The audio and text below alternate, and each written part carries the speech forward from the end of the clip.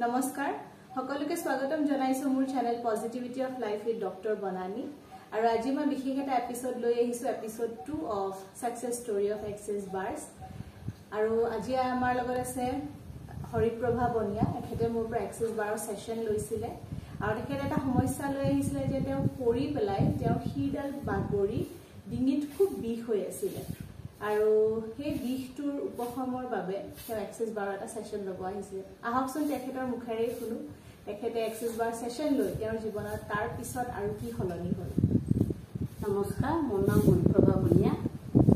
মই ঘৰতে পৰিছিলোঁ পিছল খাই পৰি পেলাই তাৰমানে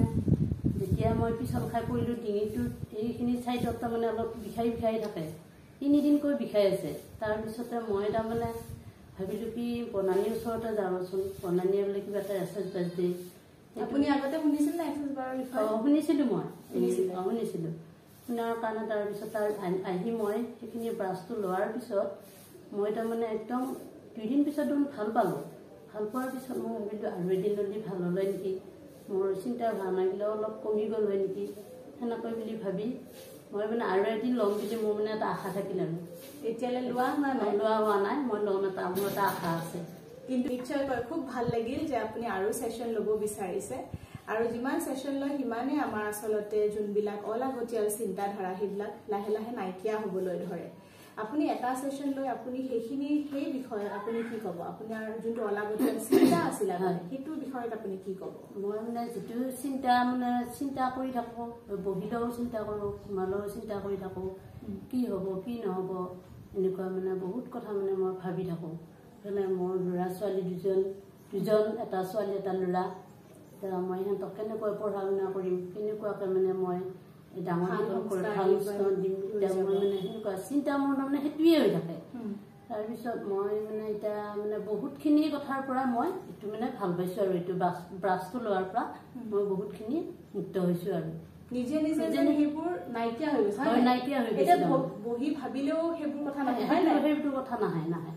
আসলতে আমাৰ এক্সেস বাৰ্ছে কি কৰে যোনবিলাক আমাৰ কম্পিউটাৰত কোৱা হয় যিমান অলাগতিয়াল ফাইলছ বিলাক থাকে আমি যেনেকৈ ফৰমেট মাৰিলে সেইবিলাক বস্তু ডিলিট হৈ যায়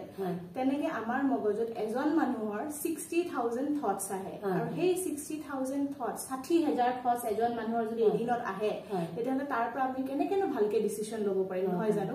সেইবাবে এই এক্সেস বাৰে আমাৰ যোনবিলাক অলাগতিয়াল চিন্তাধাৰা ইমোশনছ সেইবিলাকৰ ওপৰত মানে ৰিলিজ কৰিবলৈ মানে খুব সহায় কৰে তাৰ পিছত আমি জীৱনত ভালকে এটা ডিসিশন ল'বলৈ পাৰো আমাৰ ক্লিয়াৰিটি আহে আমি ভালকে এটা মানে এটা বাট বিচাৰি পাওঁ যে আমি জীৱনত কেনেকৈ আগুৱাই যাম কাৰণ চিন্তা কৰি থাকিলে জানো কিবা তাৰ উত্তৰ বিচাৰি পাম তেতিয়াতো নাপাওঁ কিন্তু আমি যদি তাৰ সলনি যদি আমি বাট এটা বিচাৰি লওঁ তেতিয়াহ'লেহে বেছি ভাল হ'ব নহয় জানো সেইকাৰণে আপোনাক বহুত বহুত ধন্যবাদ যে আপুনি আহিলে যে আপোনাৰ অভিজ্ঞতাটো শ্বেয়াৰ কৰিলে আমাৰ লগত আৰু মই দৰ্শকক কৈছো যে এক্সেস বাৰৰ এটা সেশন লৈ চাওক আপোনাৰ জীৱন সলনি হোৱাত বহুত বহুত বহুত আপোনাৰ এক্সেস বাৰে সহায় কৰিব আৰু মোৰ পৰা এক্সেস বাৰৰ সেশন ল'বলৈ মোৰ নম্বৰটো আপোনালোকক স্ক্ৰীনত দিয়া থাকিব মোক যোগাযোগ কৰিব পাৰে আৰু এই ভিডিঅ'বিলাক আপোনালোকে ভাল পায় যদি কাইণ্ডলি শ্বেয়াৰ কৰিব বহুত বহুত ধন্যবাদ